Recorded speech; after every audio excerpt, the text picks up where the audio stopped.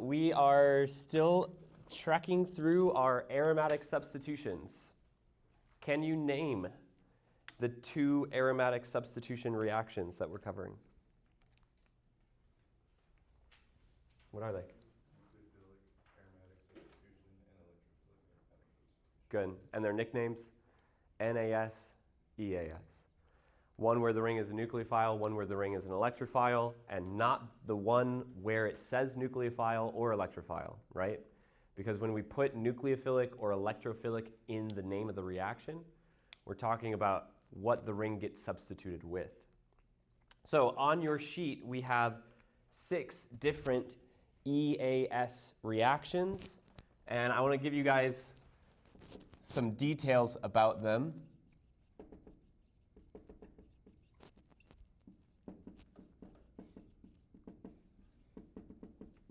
Our first two, the halogenation reactions. Oh, I love how the same reagents that we saw over and over and over again in OChem 1 just keep coming back, but now with slight little tweaks. So you guys need to be able to recognize, when does Br2 brominate the ring? When does Br2 brominate an alkene? When does Br2 brominate a benzylic position? Because the reagents are all different. These require a catalyst. The reaction will not proceed to substitute an aromatic ring without a catalyst. And the catalyst for the two of them is just slightly different, very similar. I want to say I've actually seen research published where you can swap out which catalyst is used. So it's not necessarily about what catalyst, but it's obvious to you which catalyst belongs with which halogenation because of the halogen used in the catalyst. We're going to go through these mechanisms. These will be mechanisms that you may be tested on.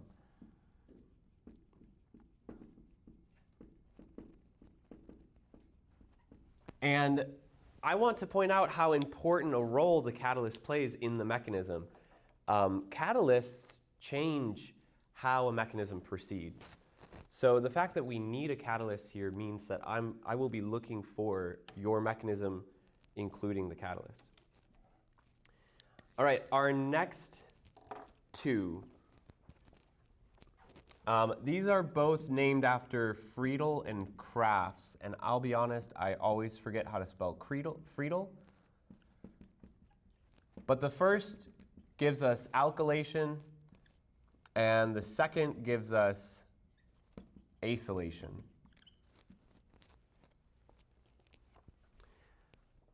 What are we discussing when we say alkylation?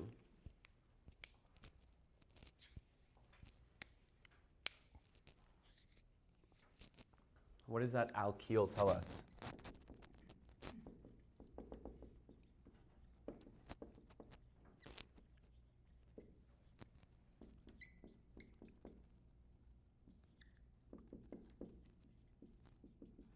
When we did our OChem 1 review,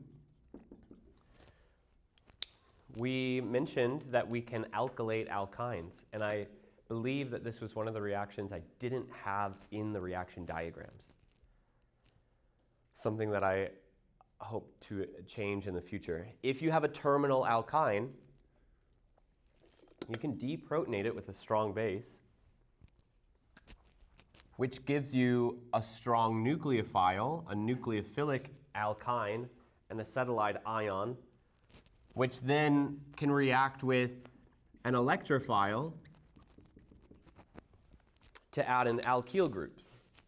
And when we say alkyl, we're really just saying a carbon chain, but usually some sort of sp3 hybridized carbon chain, not an alkene or an alkyne. Alkylation adding an alkyl chain. Okay, what about acylation? I know you guys are quiet, which is why I didn't push on this too hard, but alkyl R. But I want to see if you know what an acyl group is.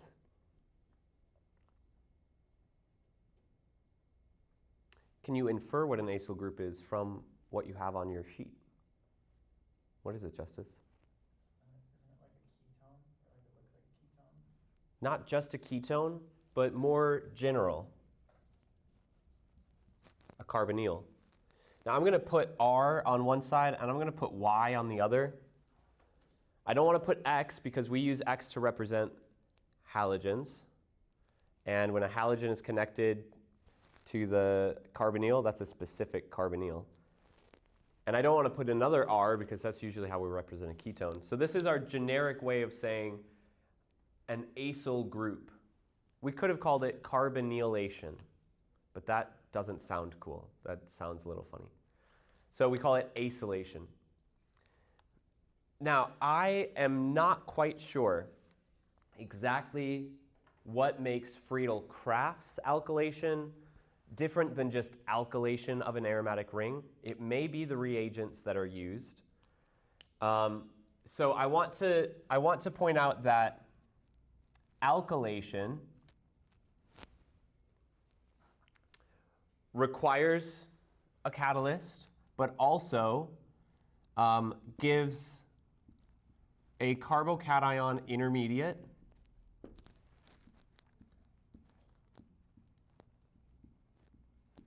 which means that we can run this using alkenes as well. My understanding is that Friedel and Kraft got their reaction because of the Rx with the catalyst AlCl3. If you have an alkyl halide and you have a catalyst, that's Friedel-Crafts alkylation. But if you run an alkene in acid, which we know from our OChem1 review creates a carbocation intermediate, you can also alkylate. The goal of the alkyl halide and the catalyst is to create a carbocation. And if you can create a carbocation a different way, that will also help you run alkylation. Although I don't believe it's called Friedel and Crafts alkylation. Similarly, acylation gives a bit of an interesting intermediate.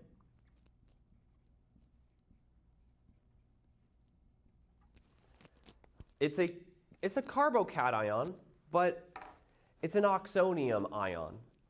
It is a positively charged carbon that is in resonance with the oxygen, so it's actually more like a positively charged oxygen. Either intermediate could exist. Which of those resonance forms is actually more contributing to the structure?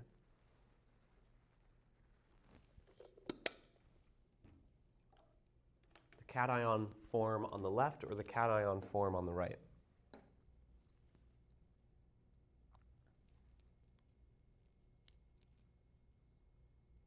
Which is a major contributor? Very, very confident. Oh, okay. I was going to say right, sorry. Yeah. I'm like, wait. Okay, I've got one vote for right. Left. One vote for left. We're tied. I think it's left. 2 votes left. 1 vote right. 1 vote left. I'm just kidding. You guys watch Survivor? I know why. Do you want to argue? No, I think I know why it's left. It's because you're Could you tell me why you wanted this then? Because I always want to satisfy oxygen's octet. but- Oxygen has an octet. Yeah, I was going to say it does. Yeah, And now carbon's also satisfied as well. good. So oxygen maintains an octet in both, although this is a theme I've seen across semesters. When you see oxygen with a positive charge, it looks like it's lacking an octet. But carbon also gains an octet. I thought you were going to say this looks like better charge placement, but charge placement comes after maximizing octets. Okay, now this is Friedel-Crafts. If we use an acid halide with that aluminum chloride catalyst, Friedel-Crafts acylation. But this can also be run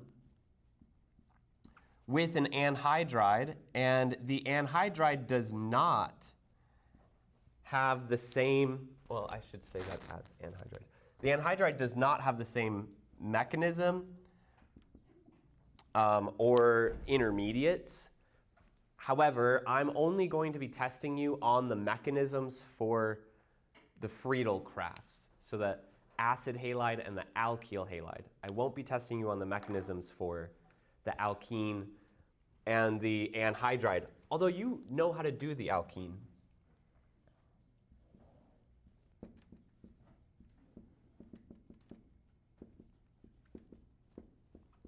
These mechanisms may be tested on. All right, so 4 mechanisms, but 2 sets of 2. If you know how to do the bromination mechanism, you know how to do the alkylation mechanism. I'm sorry, the chlorination mechanism. If you know how to do alkylation, you're very close to doing acylation. So 4 mechanisms that I will be testing you on, but really 2 sets of 2 mechanisms that you need to be familiar with. Deal? The last 2 reactions, nitration and sulfonation.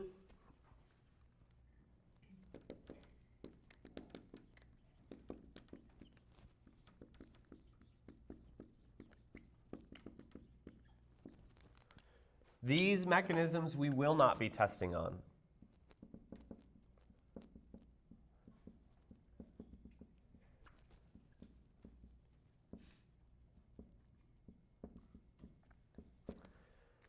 When I decide not to test on a mechanism, do you think that it's because I feel that mechanism is too challenging and I'm just giving you guys a break?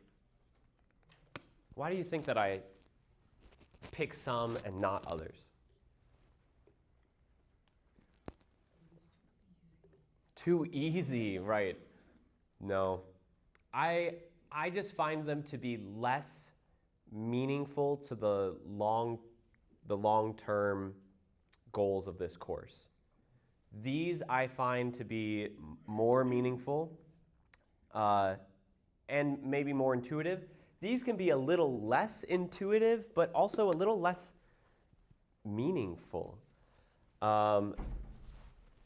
I also believe that if you master the mechanisms I've asked you to master, then you're usually in a good place to be able to understand and master any other mechanism. So I'm giving you a smaller selection, mechanisms that are more meaningful to our long-term goals in this course, rather than just trying to get you to flood your brain, no pun intended, with mechanisms that I don't think will pay off as well in the long term. Okay, not because they're hard. In fact, they're not easier, they're just different. And I'd rather have those different than this different. More targeted approach. Okay. We'll talk about those mechanisms in a little bit. But first, I want to talk about how different groups attached to the ring impact the EAS.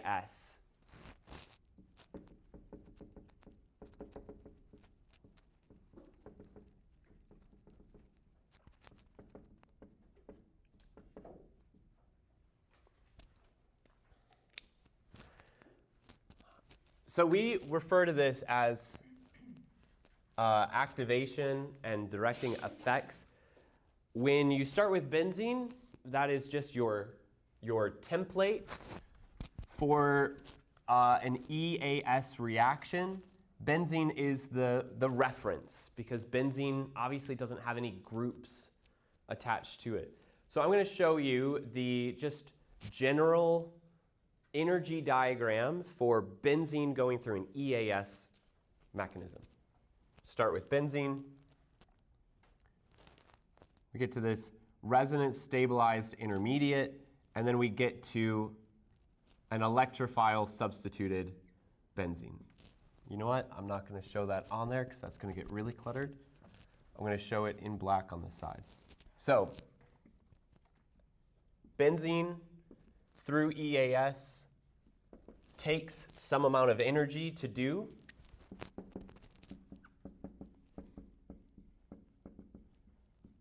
Can you tell me what is this?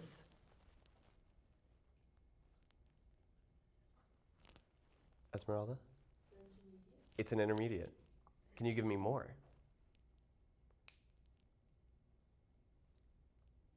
Justice? The sigma complex intermediate, which is what we named the intermediate in NAS and EAS reactions. Anything else?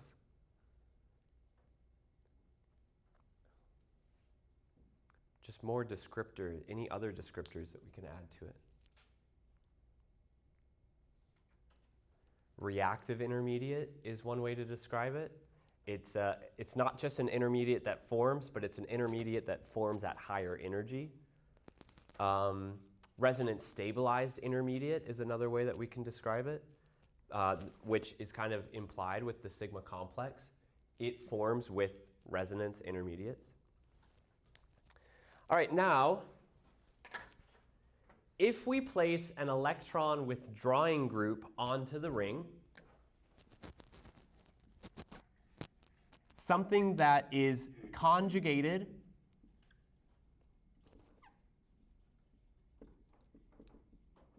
but conjugated with a pi bond, meaning it sucks electrons into its pi bond out of the ring, what we find is that the electrophile substitutes, I drew that in the wrong spot, sorry.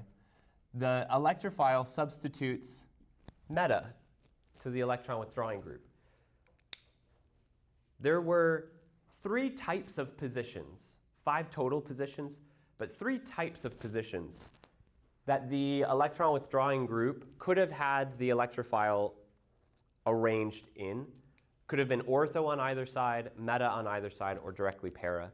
And we find that the major product has the electrophile substituted meta. So we say electron withdrawing groups are meta directors.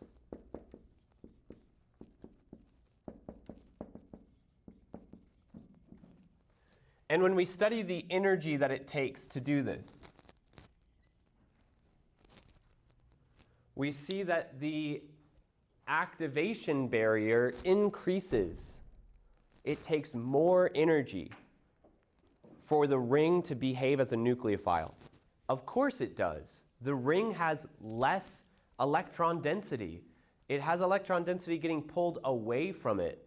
And now you want it to attack and share its electron density? From where? That's going to become harder to do. Evan, do you need a sheet? Yeah. Still from yesterday? The one I handed out at the end of yesterday, the staples.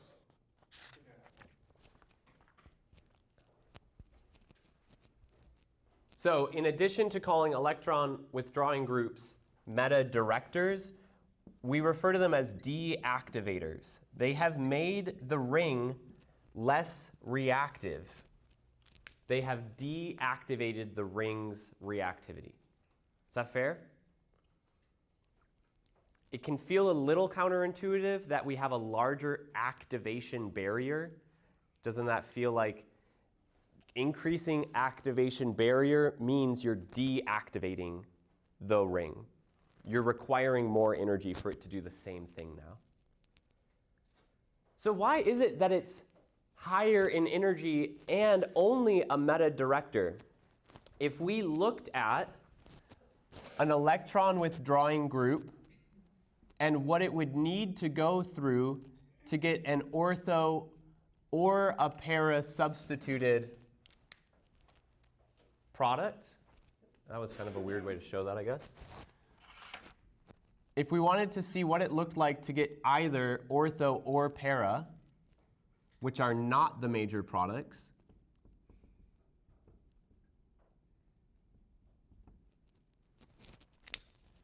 I'm going to do this one in a dotted line so it doesn't get as confused.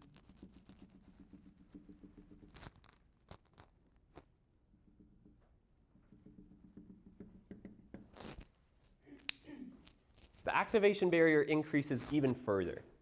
And we talked about this yesterday, last class, with NAS, about how the position of the groups and the interaction of those conjugated groups and the charge in the sigma complex, they can either increase the activation barrier or lower it. And if I have enough energy to do meta substitution, I'm going to do meta substitution. To get enough energy to do ortho-para substitution, I would have already had enough energy to do meta. So electron withdrawing groups prefer meta, but they require more energy to do that than just benzene alone. Clear so far?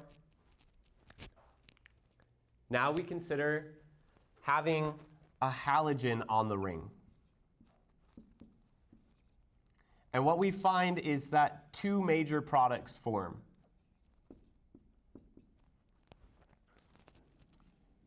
Ortho-substituted rings to the halogen and para-substituted rings to the halogen. So we say that halogens are ortho-para directors. The major products did not include a meta-substituted group. So somehow in the intermediate, the halogen is promoting the formation of an ortho-substituted group. When we look at the energy diagram for this halogen substituted group,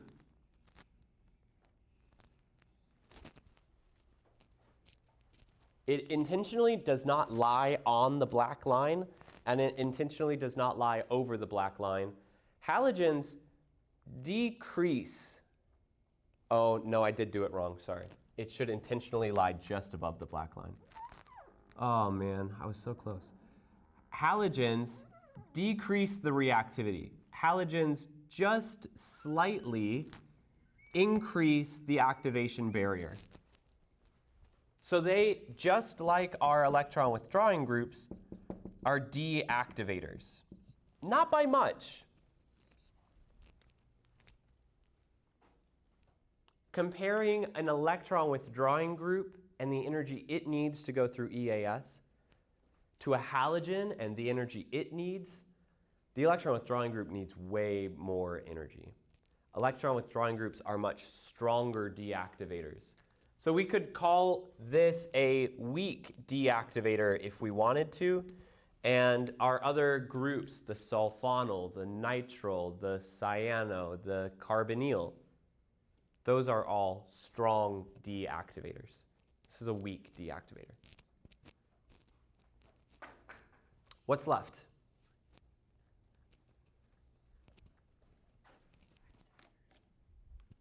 We haven't seen anything that activates the ring, but we have seen both placements of the ring, right? We've seen something that directs a new group ortho to itself. We've seen something that directs a new group meta to itself.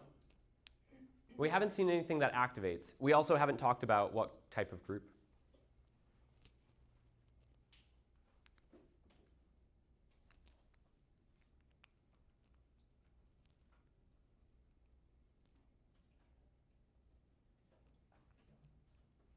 We haven't talked about alkyl, but alkyl is a part of a group type. You guys have it on that sheet. We looked at EWG, we looked at X. Electron donating groups. So with our electron donating groups attached, first of all, do you have any predictions? And it's fair if you actually did your reading and your predictions are just based on educated learning. Well, I think Justice is going to predict that these are going to be activators. But what about their directing effect? Do you think they'll share the directing effect of an electron withdrawing group, or will they share the directing effect of the halogen? You think halogen? I would say the reason we have three groups is because we'll have all sorts of combinations. I've seen meta-directors deactivate. I've seen ortho-para directors deactivate.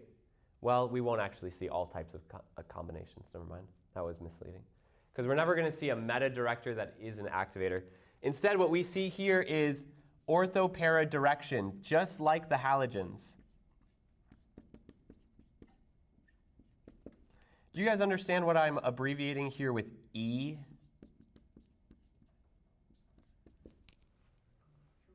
electrophile because we're doing electrophilic aromatic substitution. So electron donating groups will direct the new group ortho-para to themselves, but they will activate the ring.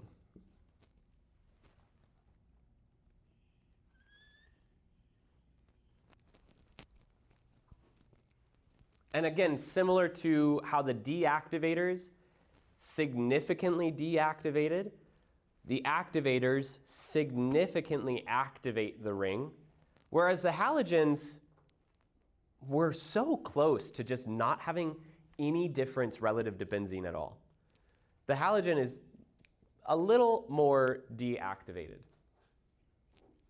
I want to talk about strengths within these groups because they are not all equally strong.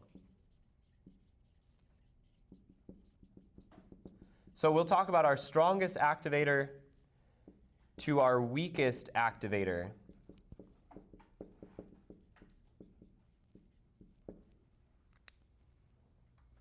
Three types of groups that we'll consider: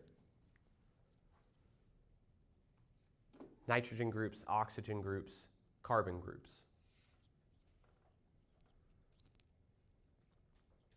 And to activate a ring towards EAS, I need to give that ring electron density.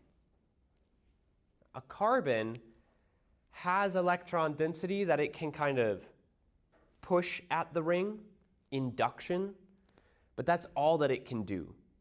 All it can really do is moral support. So our alkyl groups are the weakest of our activators.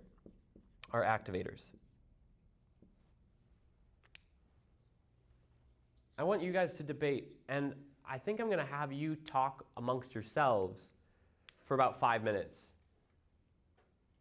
Try and come to a consensus on whether you think oxygen is a stronger activator or nitrogen is a stronger activator. If you know the answer, you're going to have to explain it so well that somebody else in your group can explain it. And I have to sell them on it. Okay? 5 minutes. Break.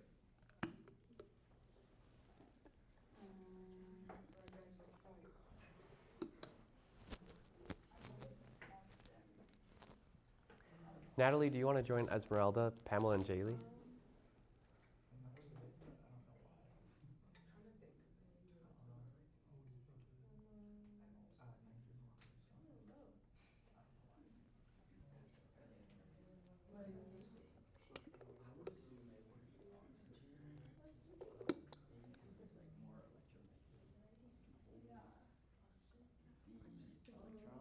Yeah, that, and I'm also thinking about PKAs of stuff, because I kind of remember some of them from LP1. And like, I think a lot of the stuff that had oxygens was kind of lower PKA than nitrogen. That's my reasoning. That's about it. Well, I mean, I am the assessor of this class, right? So, I'd love to hear why pKa compares to donating. I also just think of it in terms of kind of like, I guess like, you know how you can like give up acidic hydrogens and stuff like that. And so I feel like if you're lower pKa, you're more acidic, so I think you're more likely to give up hydrogens versus somebody who has like a higher pKa, less acidic. That's kind of my thinking. But oxygen's not giving up any hydrogens. Oh, that's right. Yeah, sorry. I'm thinking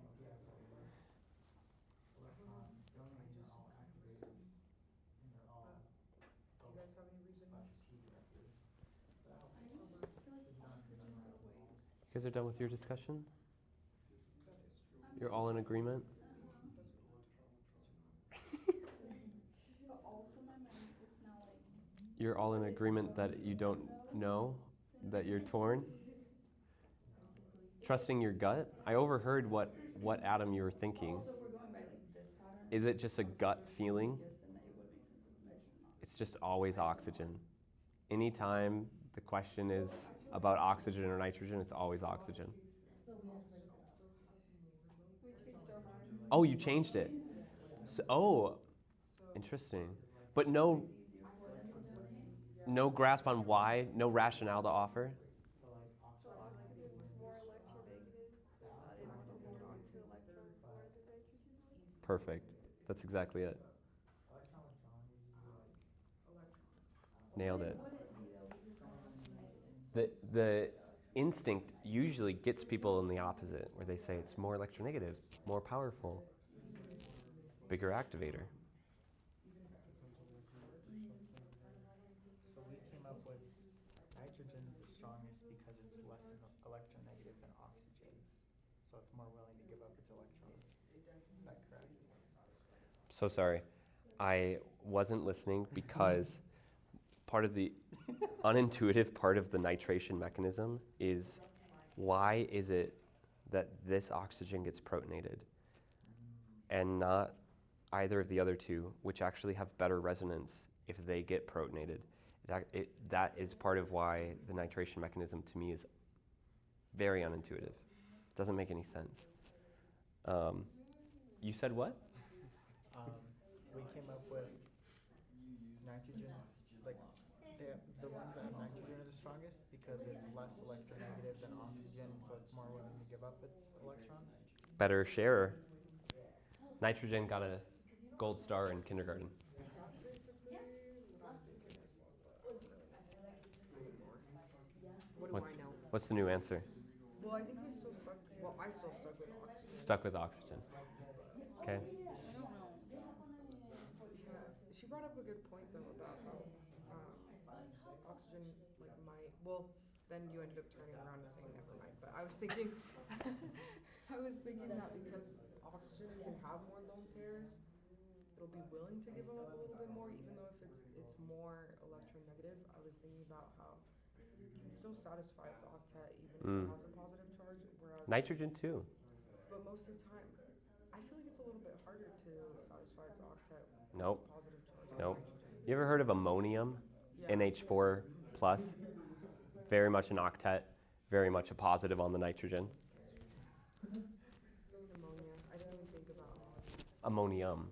Oh, ammonium. Ammonia is NH3. Yeah. Ammonium is NH4 plus. You can tell because of the suffix IUM. Sodium, potassium, ammonium, hydronium, bromonium, oxonium. We always give that suffix IUM for something positively charged.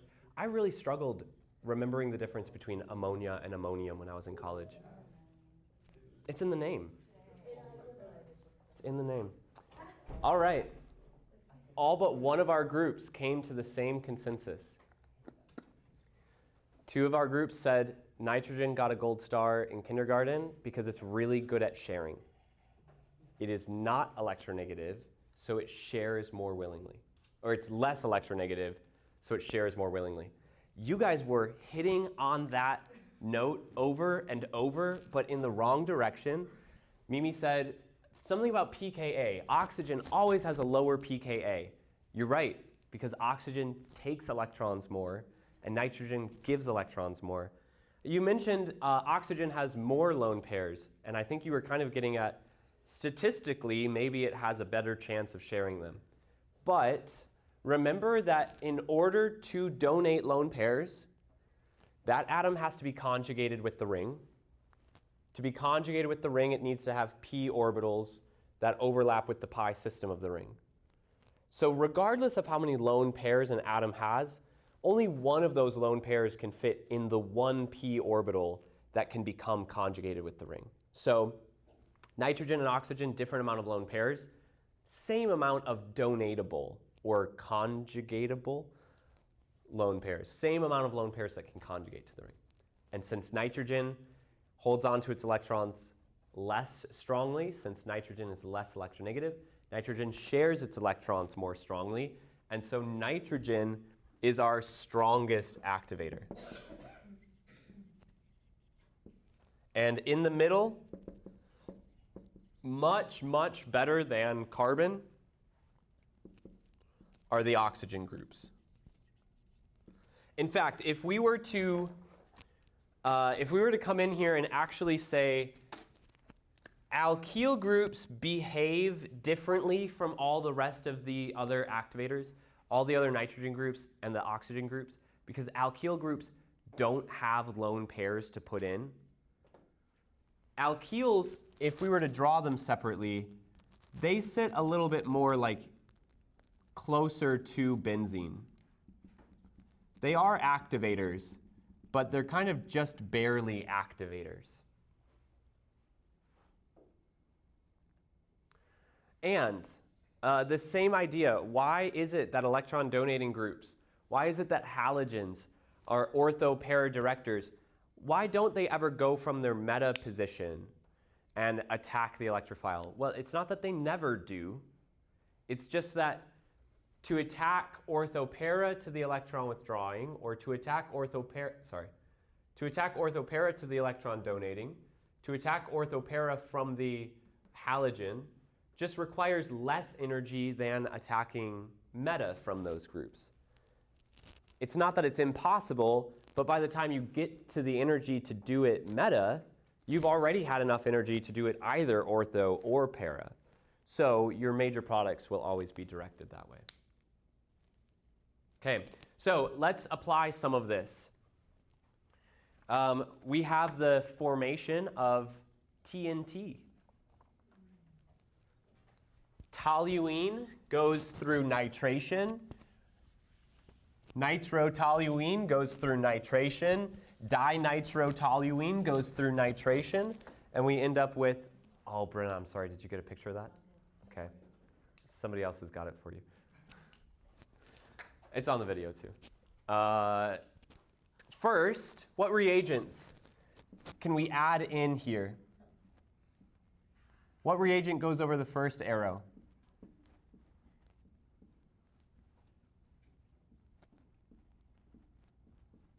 Oh. Take a look at your sheet if you need it.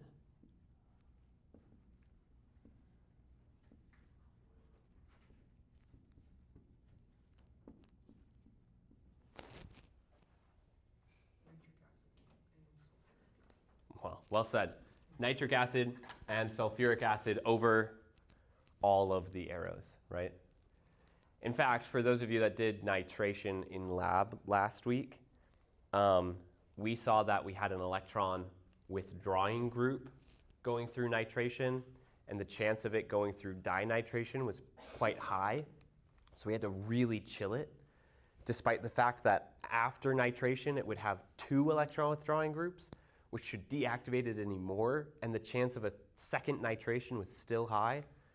So if you were to try and run this, it may very well just become a runaway reaction without control, because that methyl group isn't deactivating the ring, it's activating the ring. So if you wanted to run this and make sure that you didn't actually form TNT, you might need to run it at like liquid nitrogen type temperatures to make sure that it doesn't overnitrate.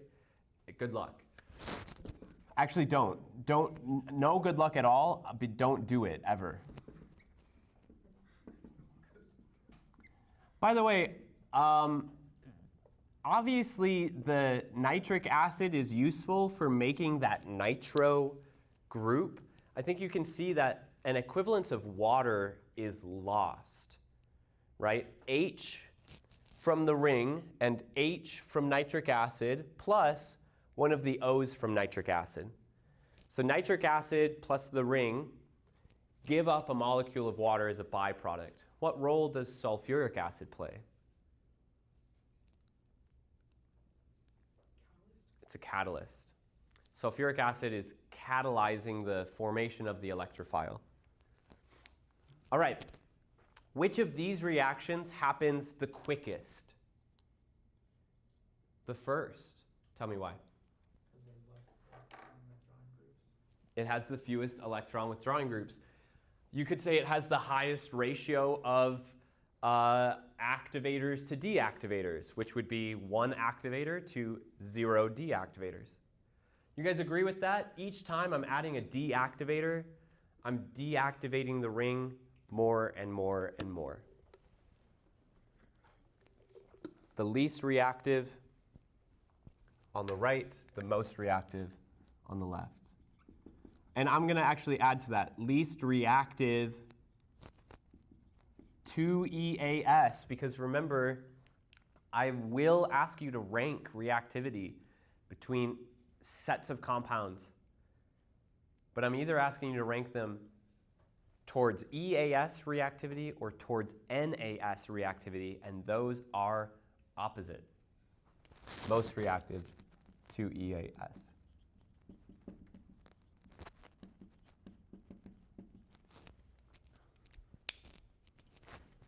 Okay, what about the second one? Start with tert butyl bromide, halogenate at the ortho position.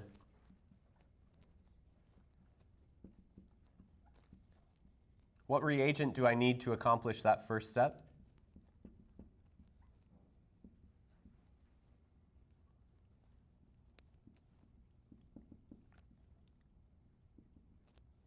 My ears are working, right? Are you guys okay? BR2 will not get you there. You'll lose half the points for filling in the reagent that way. We need the catalyst. Without the catalyst, it's not effective. What am I doing? So what do we need? Good. BR2 and FeBr3. Did you say BR? You said FeBr2? Br2 and its catalyst, iron 3 bromide. Good? What do I need in the second step? Hey, I don't see on that little diagram at the top any way to make a phenol. I named 6 reactions: bromination, chlorination, alkylation, acylation, nitration, sulfonation. How am I supposed to make an alcohol?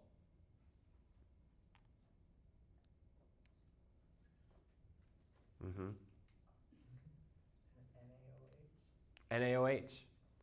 We react it through an NAS reaction. This step is not EAS.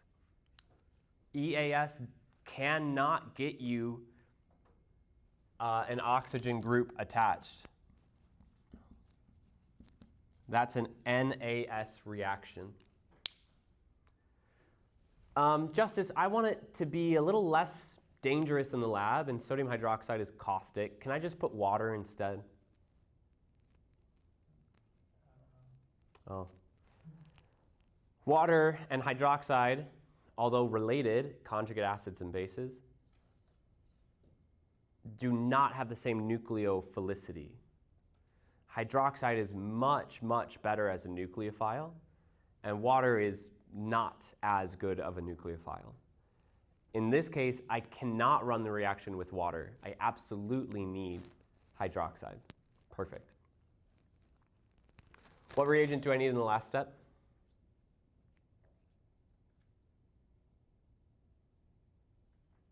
Jordan?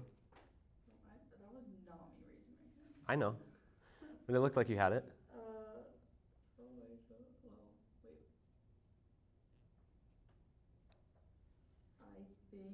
What is it? The acetylation? Acylation. So I want to add an acyl group. And whatever this R group is on the side, I want that R group to already be there. And that R group is just an H. Then I either want this side to be the acid halide with the catalyst, or I'll make it an anhydride. So this is formal chloride with its catalyst, AlCl3. But I could have run this as a reaction with formic anhydride. Now we're going to do nomenclature much later in the semester after the midterm. We're going to do nomenclature on these guys. But you can see the two versions here are just approaching the same carbonyl and R group via a different carbonyl functional group. Either the anhydride of whatever carbonyl I want or the acid halide of whatever carbonyl I want. And the product I get is an aldehyde. So I wanted to clarify, earlier somebody said acylation adds a ketone. It does look like a ketone gets added when R is considered a carbon.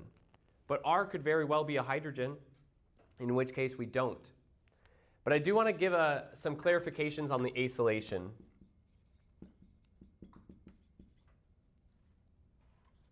Acylation will not give you esters. I'm going to put AR here to say that it is adding on to the aromatic ring. Acylation will not give you esters, and acylation will not give you carboxylic acids. Acylation will not give you amides. Acylation only gives you aldehydes or ketones. And I bring that up because you all are learning how to think both creatively and critically. And sometimes the creativity outweighs the criticality. If I were to try and add a carbonyl that had a carboxylic acid, do you think the ring would really attack the carbon, or would the ring just protonate itself? We always see proton transfers happen quicker. So if you have a synthesis, you want to put a carboxylic acid on the ring, you're going to need to get that carboxylic acid some other way. Maybe you do benzylic oxidation. Maybe you do alkene cleavage, oxidative ozonolysis, something like that. Acylation should really only ever give you an aldehyde or a ketone, and you're only going to see me give you problems where it gives you an aldehyde or a ketone. Okay.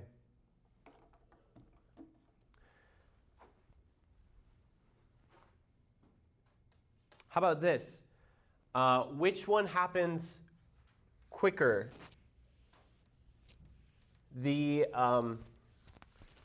first step, bromination, or the second step, the last step, excuse me, acylation? The last step, you want to justify it, justice? OH is a strong activator, whereas tert-butyl is a moderate activator. Also, OH is a strong activator, and tert-butyl is in the structure. So it has more than one activating group, whereas the first structure only has one. Okay, how about this? We said alkyl groups are ortho-para directors.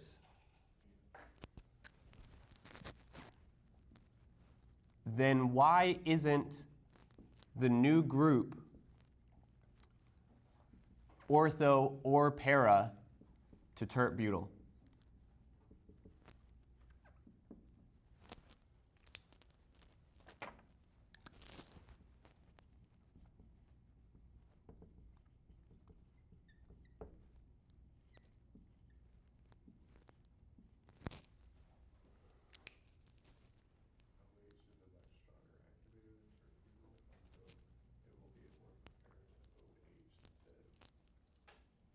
Does that make sense?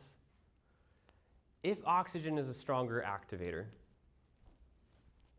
oxygen is the reason that we find the lowest energy activation barrier, which means oxygen gets to decide where the group goes.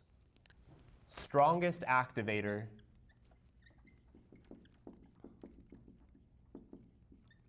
becomes major director. That sounds like a name they could give to someone in the military. Yes, tert-butyl can stabilize the intermediate if the group is oriented orthopara. So guess what? Tert-butyl is not stabilizing the intermediate here.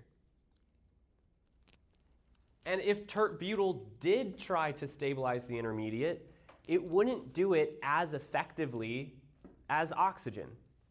So oxygen stabilizes the intermediate more. Oxygen donates electron density more. Oxygen finds, creates, allows for the lowest energy path, which means as soon as we have enough energy to do something, we're doing something that oxygen is directing. Is that fair? When you have a polysubstituted structure, you don't just weigh out, do I have orthopara directors or meta directors? You first weigh out, what's my strongest activator? What is allowing this reaction to proceed the fastest? And how does it direct it? All right, the last question I have here is, why does the synthesis of M-methylbenzaldehyde, meta-methylbenzaldehyde, fail in practice? Oh, you know what? I didn't clarify that well enough. I needed to add something to it. Why does the synthesis, yeah, I should have said this. Why does the methylation of benzaldehyde fail in practice? So here's benzaldehyde. And, oh, I guess it is kind of implied because I said we want to make meta. Oh, man. Well, I really jumped the gun on this then, didn't I? I could have really used that as a teaching moment. Hang on. We learned how to do nomenclature, so we know what product this question is asking us about, correct? You could have drawn this. I should have made you draw it. Oh, man. Why should I have made you draw it? You need to have that skill. You need to be able to draw a compound based on its name. Okay, benzaldehyde, meta to it, a methyl group. And we're not referring to that methyl group as toluene because benzaldehyde already claimed the parent chain. And we're asking about the synthesis of this. So what could this have been synthesized from? Would you agree that there are two options? This could have been synthesized from toluene using the same reagent we used before, formal chloride with a catalyst. Or it could have been synthesized from benzaldehyde using Friedel-Crafts alkylation. Those, in theory, are the two groups that we need to get on. And so which direction we put them on isn't necessarily stated in the question.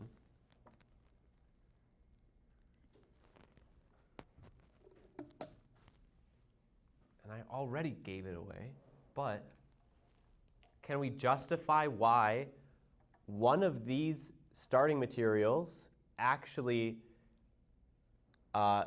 would predict to give us the product, and one of them would not predict to give us the product?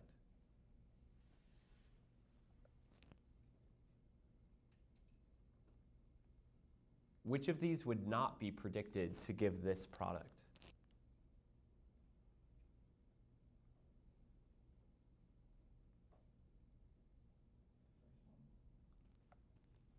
Because?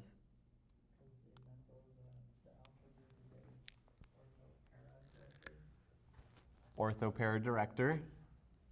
So my products could be orthomethylbenzaldehyde or paramethylbenzaldehyde, which means this route actually works, but doesn't give me the product in question. Runs, but wrong product.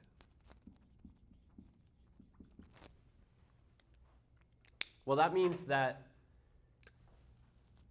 this, being my meta director, should, in theory, give me this product. But we're saying it doesn't run.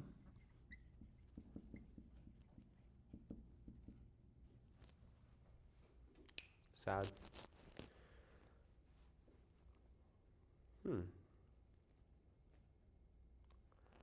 Why? We can add a nitro group with the carbonyl. We know because we did that in lab last week. We nitrated an ester compound. But we can't add a methyl group? So one of the complications in our EAS reactions, alkylation and acylation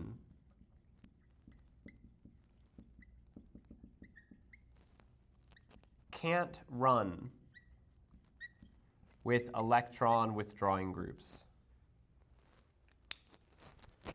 These reactions require too high of an intermediate, too high of an activation barrier already. And electron withdrawing groups deactivate further, making it just infeasible. Is that a word? It's not feasible to acylate or alkylate with an electron withdrawing group. We have only an electron withdrawing group. We're trying to do alkylation. It won't alkylate. So, I have forgotten to teach this. This is actually the first time, I think, ever that I've gotten this into the semester. I won't be giving you problems where you are asked to alkylate or acylate when there's only an electron withdrawing group on the ring. I won't give you those syntheses because I'm aiming for you not to have to try and run into that scenario. And generally, it's not something that will come up for you unless you become an organic chemist. But it is an interesting idea that we have a high activation barrier already, and now an electron withdrawing group already deactivates that even further.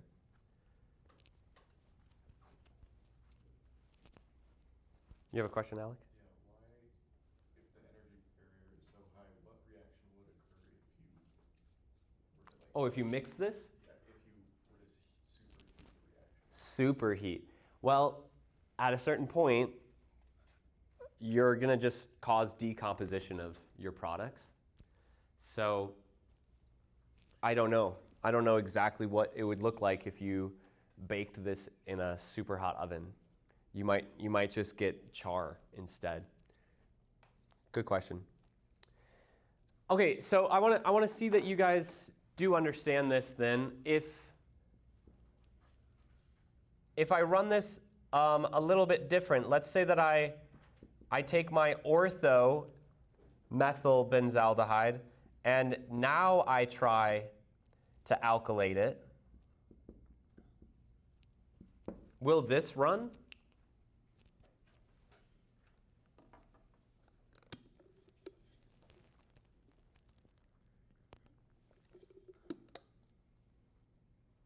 Does your intuition tell you anything?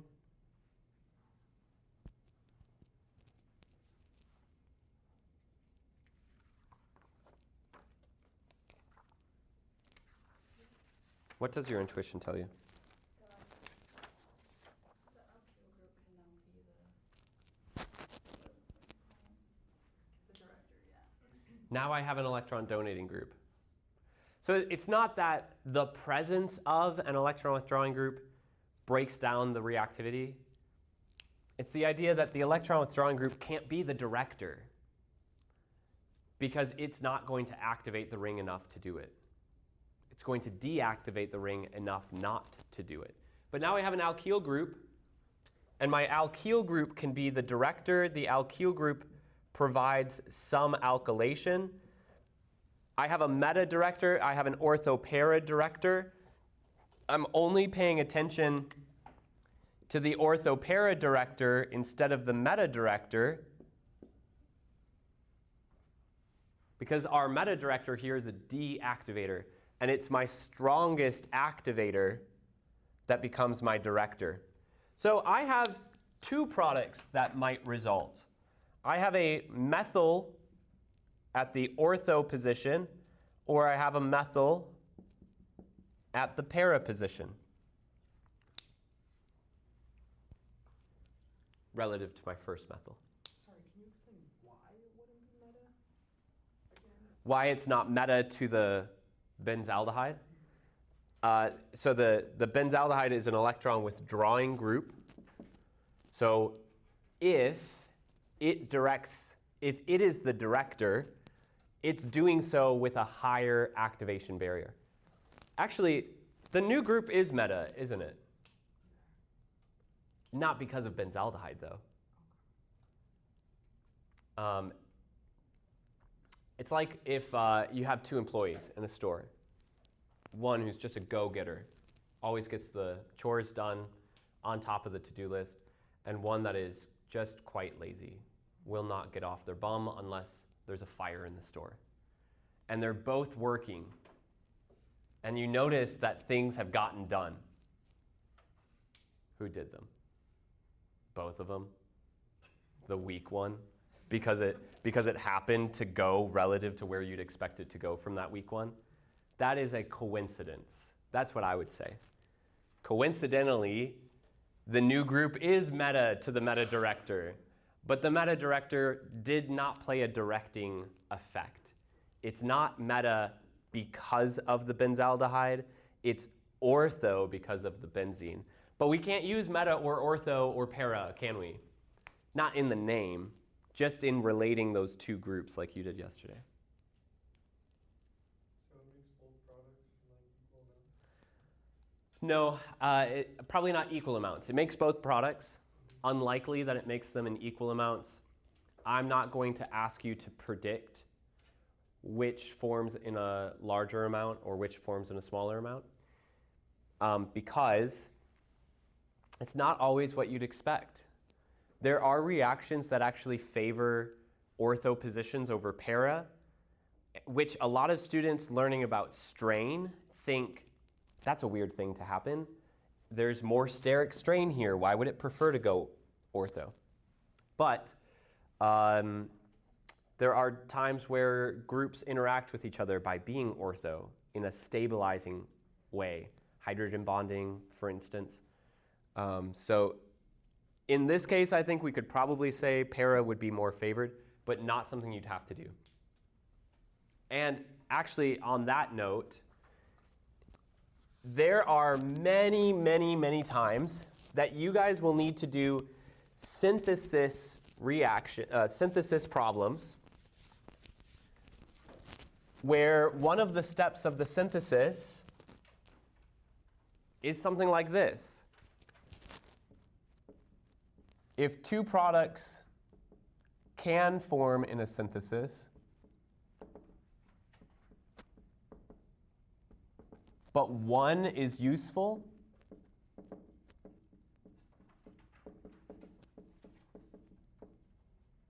just show that one. In practice, this is like not fun. You do a alkylation reaction, you form structural isomers, and now you need to separate those structural isomers to get the structural isomer that you want so that you can use it only, which means that you get to do chromatography and you get to take advantage of their difference in physical properties because of their different structural configurations. So you separate them out using chromatography and you throw away whichever one you don't need. On paper, it's a lot easier. I know this can form too, so I just draw the one I want. Very fun. Okay, questions? We've covered the basics of the reagents, and we've covered the conceptualness of their directing and activating effects. Are you ready for mechanisms? Esmeralda, your head's shaking the wrong way. Okay, let's start with bromination.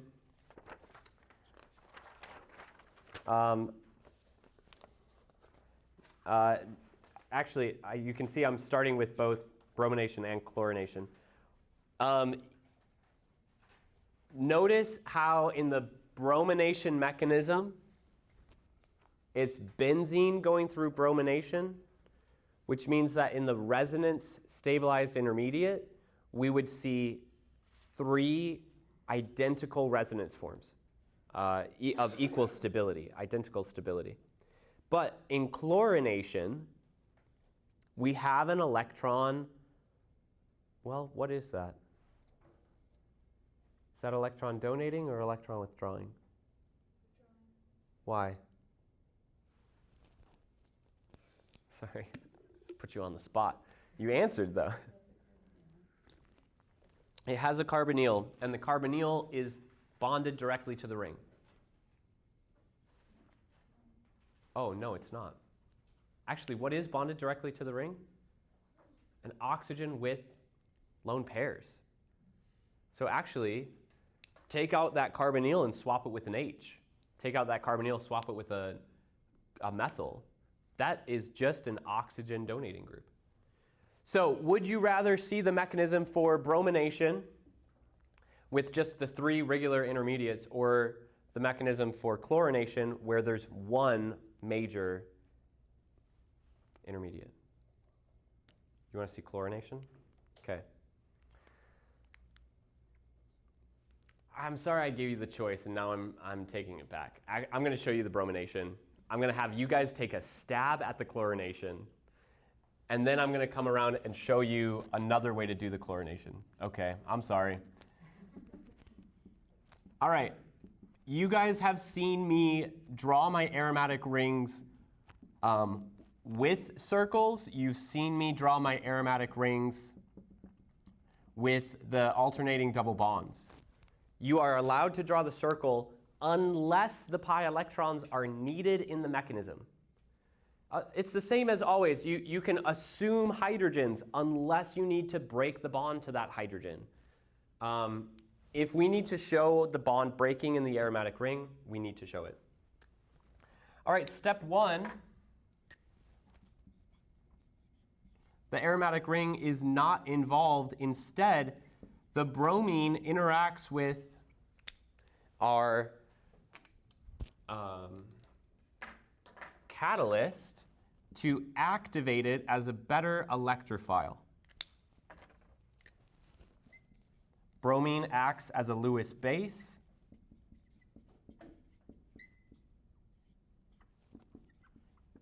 Iron acts as a Lewis acid.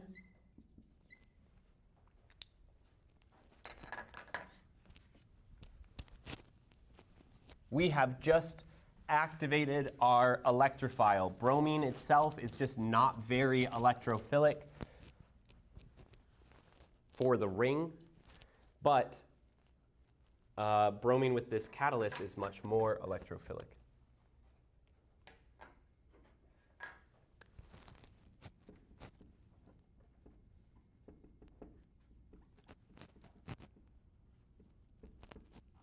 Our next step is the hardest step, the highest activation barrier. You can call it addition, you can call it a nucleophilic attack, but I want you to notice that in this step, we break aromaticity. If we break aromaticity here, I need to show the aromatic rings pi electrons. Now, you do not need to show the iron complex with all of these bonds, but I have found that it makes the most sense explaining what happens next when you do. Typically, we expect our nucleophile to attack something that is partial positive or fully positive. So instinctually, I know a lot of you are looking here to have the ring be a nucleophile to that positively charged bromine. But what if I told you giving electrons to that positively charged bromine will not be as effective as just giving it its electrons back? You want to satisfy the charge on that bromine? Give it its electrons back. Instead, we'll actually have the nucleophile attack the bromine at the furthest part of this complex. I think you can kind of see that this bromine out here also has the least amount of steric strain. This big FeBr3 minus group is all kind of blocking up space, but this bromine out here is just kind of dangling like a fishing lure. So our aromatic ring will attack this bromine on the outside. Because I'm starting with benzene, would you agree that it does not matter which pi electrons I use? Because it doesn't matter which carbon I say is attacking. So I'll start with these pi electrons, but they're all the same. And it doesn't matter which of those two carbons I show, but I'm going to show it on the same carbon consistently.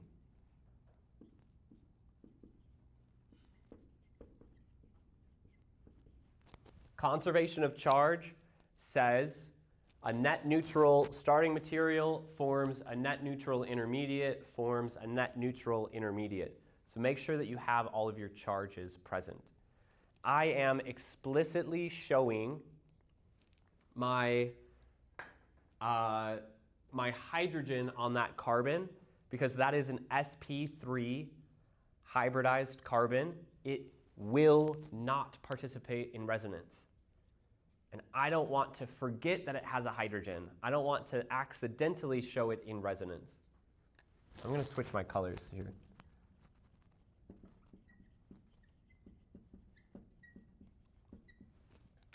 Oh, this is not really what I'm calling step 3, is it? I'm calling this step 2A. If there are major resonance forms to show, this would be the time to show it. If there are not major resonance forms to show, then you skip over this step.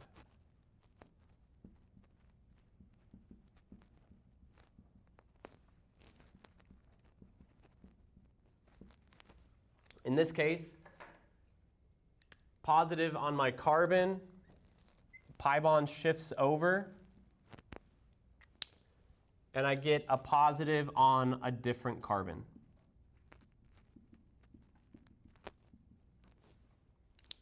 Now, I know I showed this at 2A, 2B as different major resonance forms. I hope you guys are okay. I'm just going to keep drawing my major resonance forms here. 2A and 2B. Another pi bond shifts over. I get another resonance form.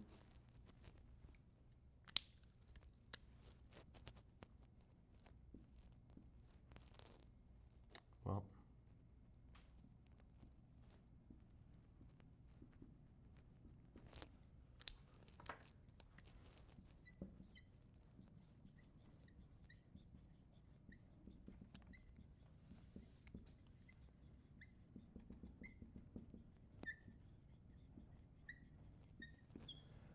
our last step is elimination.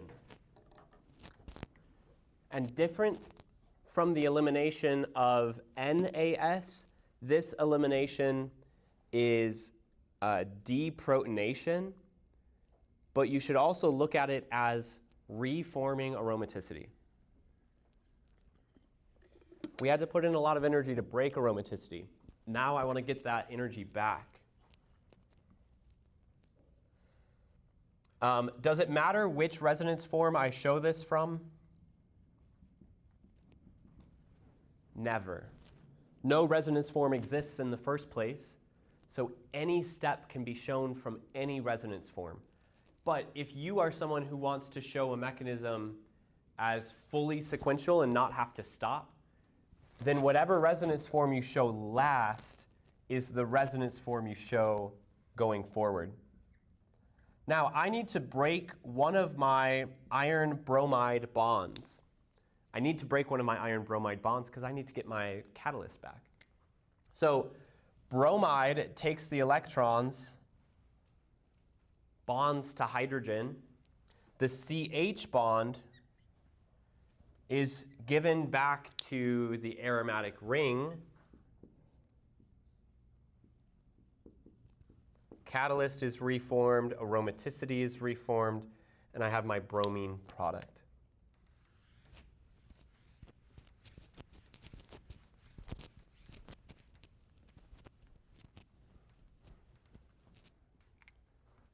When you do your chlorination, and you guys are going to do that next,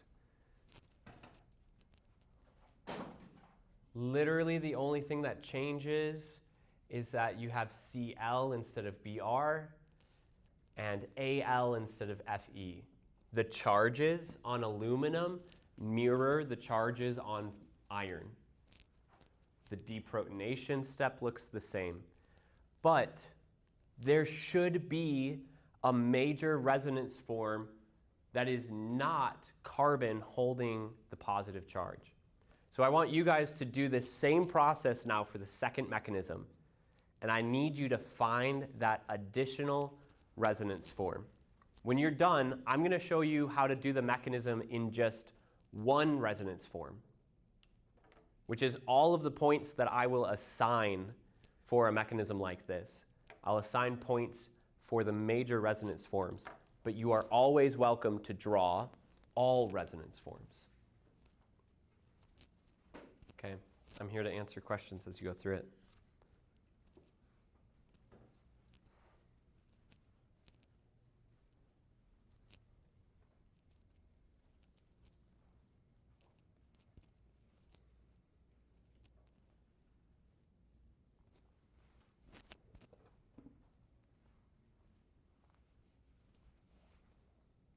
Feel free to collaborate. You're welcome to talk with each other.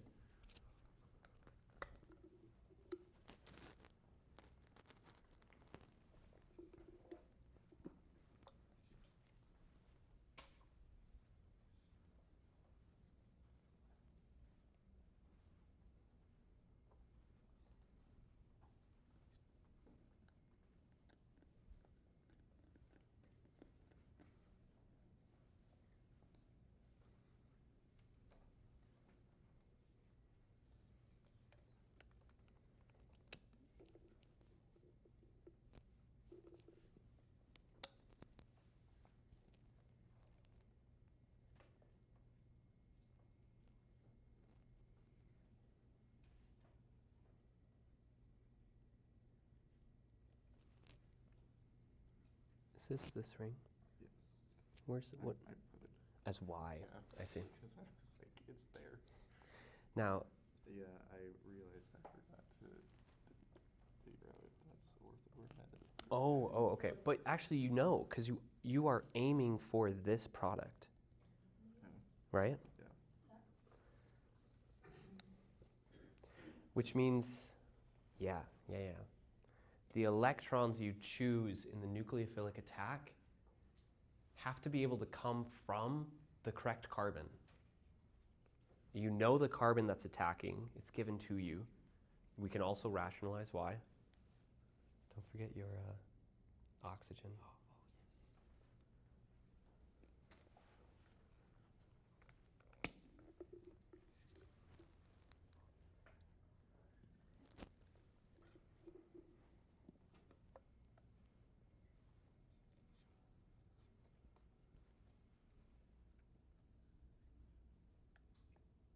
Before you get too far, if these electrons attack, either the ortho carbon can bond to chlorine or the metacarbon could bond to chlorine.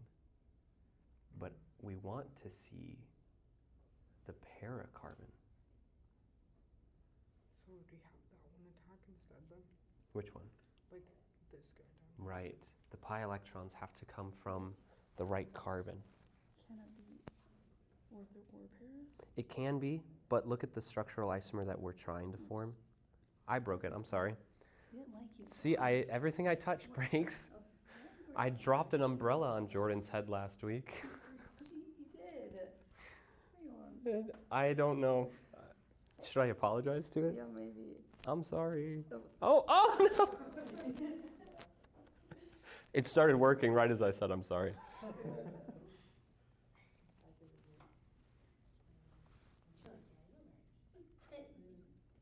Great job.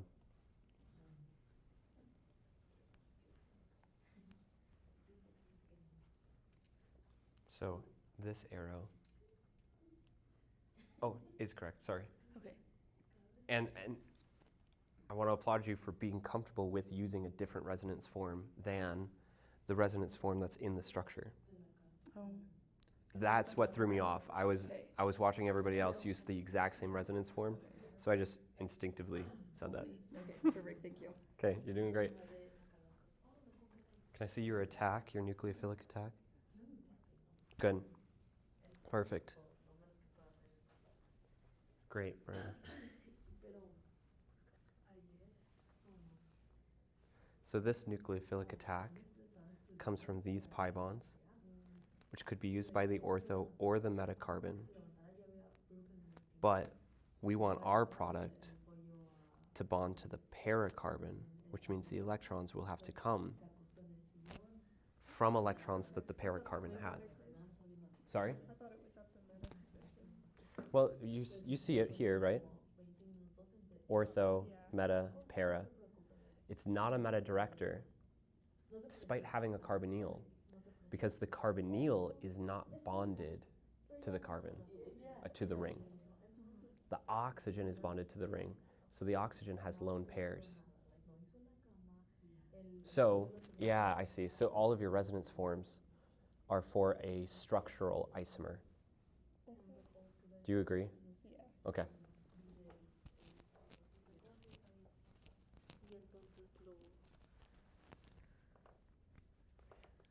Perfect. If you want to, remember you can draw in that hydrogen so that you don't forget that it's there. Activation looks good. Nucleophilic attack looks good. Great. Yep. You've got, oh, sorry, I'm like weird here. um, I'm not sure. so here's one resonance form, Mm-hmm. and then this is another resonance form, but you're not showing the relationship, Oh, okay. right? Like Yeah, like up there, like how up we've got the there, arrow okay. pushing. And then there should actually be a total of four Okay. resonance forms. Looking great.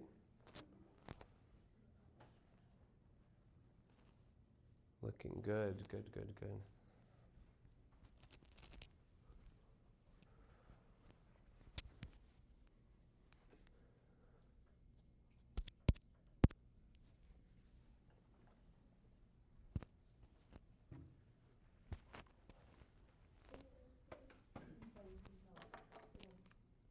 Is the lone pair on the oxygen that's connected part of the resonance form? Yes. Okay. Taking advantage of it donating its electrons. So you've got the same three resonance forms. I want to see the one where oxygen proves its role. Show that oxygen is a donating group. And it's easiest to do that from one of those groups.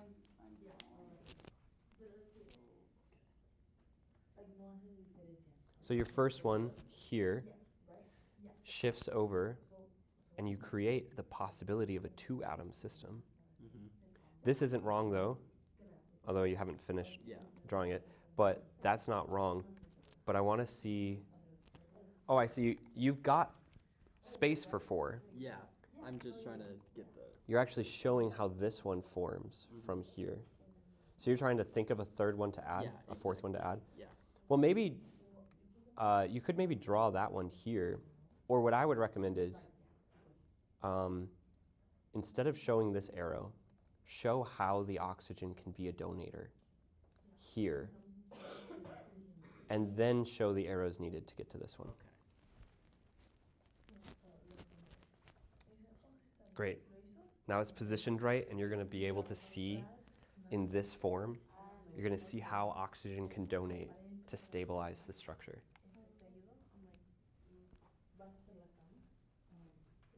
Great. Ooh, you're off to a great start. First resonance form is great. Movement of the second is good. Charge placement is wrong in the second. Can you tell me what's wrong about it? Oh, it was touching the pi bond. Yeah, it was on the carbon with the pi bond. That's not. So it missed the 3-atom system, Yes. right? It should go from 1 to 3, but the positive charge went from 1 to 2. Yes. So where would that charge be instead? Placement of your pi bond was right. Okay. Then would it have gone up here? Right. Perfect. Thank you. And get your sigma bound back in there. When a bond breaks, it always breaks toward the more electronegative atom. So showing the CO double bond breaking toward the ring, not going to do anything. Okay. In fact, the CO double bond, forget that it's even there. But that arrow, when a bond forms, it forms from the more electronegative atom. Okay, and then the positive charge will go to the oxygen? Exactly. Okay. While maintaining its octet. I don't know, I think I went too far. Well, you didn't actually show what happened here. Are you suggesting oxygen is just lobbing its electrons to carbon and then not having the electrons? Oxygen can form a bond using its electrons. Oh, that's true, instead of doing that. If oxygen did give that lone pair to carbon, the carbon would be negatively charged. The oxygen would actually be 2+. I didn't think about that.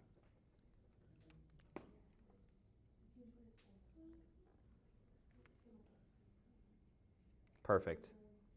But then Exactly right. Because then I feel like at this point, I'm gonna get the So charge here, and then I have to go all the way back to get the carbonyl, Mhm. not involved. At all. Nope. The carbonyl could be swapped by an H. That's exactly right. Does it create like an H? Oh, that's why. You did it exactly right. Oh, the Because it creates like a HCl. Yeah, I didn't draw the HBr there, did I? So, like that. Perfect. Yep. Okay, and then like, how do I move from this one, I guess, into the next one? So you'll have to undo that CO double bond formation. So there'll be the 2 arrows this time? Yes, 2 arrows. Okay. Perfect. I have a question. Mm-hmm. This oxygen, does that make this one any less activating? Sure. Okay. Sure. Because the oxygen of the ester is actually also conjugated to the carbonyl, that can make it less activating. But I'm not going to have you get into ranking by like oxygen that's most activating, oxygen that's less activating. I ran out of space. Where are you? I'm done, but I ran Oh, out of I see. space. Yeah, but you got it. Great job. Okay, I'm going to put the mechanism up on the board quick. We won't see any carbonyl action. You could imagine that the O is bonded to H and it would behave all the same. The carbonyl itself won't move. And the reminder is when a bond breaks, it breaks to the more electronegative atom. So the CO bond would never break away from O. Right? So just this arrow. Actually, I think it'd be better shown on. No, we can definitely show it on that form. Just that arrow. Just that double bond. And then draw that structure. Perfect. Perfect. Perfect. Now, this resonance form is the one that suggests how oxygen can donate. And the CO double bond won't play any role. But oxygen could take its lone pair and make a double bond here. And we don't have to show it here. We can show it here as well. Makes a double bond and then pushes this bond over. So you can relate any 2 resonance forms at any point. And I'm going to demonstrate for you guys how to show only one resonance form. When a bond breaks, it breaks toward the more electronegative atom.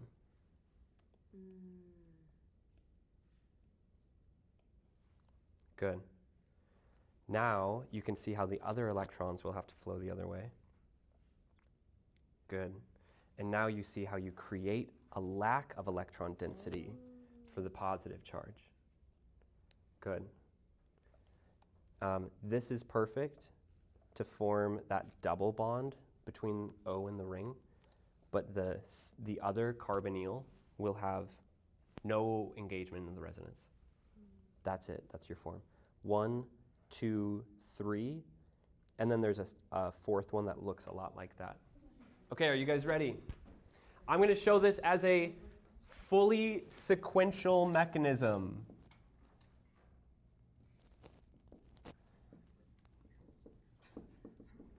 Which means rather than showing it step by step, I'll show you all of them at once. A few of you got a little hung up because you kept thinking meta director. You saw the carbonyl and you kept thinking meta director, and then you put it at the meta position. But we already have the structural product that we want, so we won't need to guess how it happens. I also want to clarify, I've had some students that will abbreviate their halogens. They'll show like Cl2 with a lone pair attacking. I would ask you not to show that because it's not like Cl2 attacking, it's one of the Cl's attacking. Now, there are two resonance forms of benzene, equal and identical to each other, identically wrong because neither of them exist. So either resonance form works in this step, but it needs to attack from the position para. So whatever pi electrons, wherever those pi electrons are that touch the para carbon, it's those pi electrons that need to attack. So my pi electrons touching the para carbon are on the top. So my para carbon attacks. Now, if we weren't sure which carbon was going to attack, we could start from the oxygen being an electron donating group. Oxygen has two lone pairs. One of them can be shared into the ring. There is no resonance to show with the CO double bond. It is an electron withdrawing group. We are looking at electron donation right now. So the CO double bond stays there, unaffected by all of this. If oxygen donates into the ring, then this pi bond needs to break. It needs to break because of one of its carbons. So it's going to break to the other carbon. So I could show how the ortho carbon takes the electrons. Oxygen is an ortho director.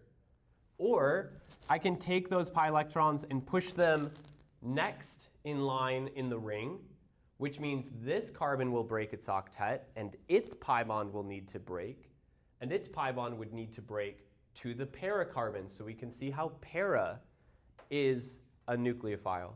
The electron donating groups activate the ortho and para positions, and by doing this, they create the most stable resonance form. I forgot a bond. Do you guys see it? Or I forgot a chart. No, I forgot an arrow. Cl-Cl breaking. Okay, that just looks funny. I don't like that. That is my one major resonance form. So when I give you a mechanism like this and I assign points to it, 1 step, 2 steps, and now we're going to show deprotonation. I don't need to see any of the other intermediates. Why? They all lack octets. Having that positive charge on carbon makes all of the other intermediates minor. So I'm not going to show them. You're welcome to show them. You're welcome to take the time to draw them, because I know for some of you, you got to this intermediate,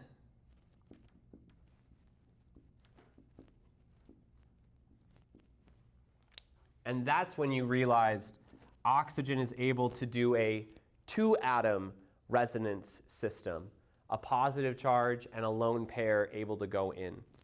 So if you need to show all of your resonance forms so that you recognize how oxygen behaves, great.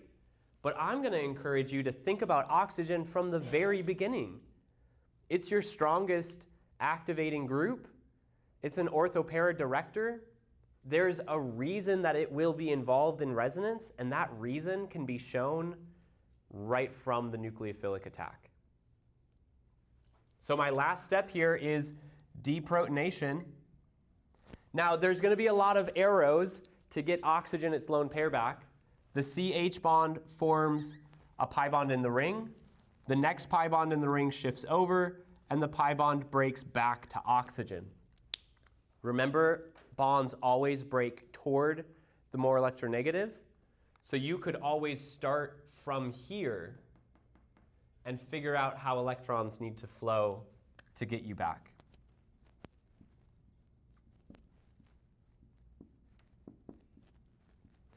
I didn't show this, but we also form our catalyst in HCl.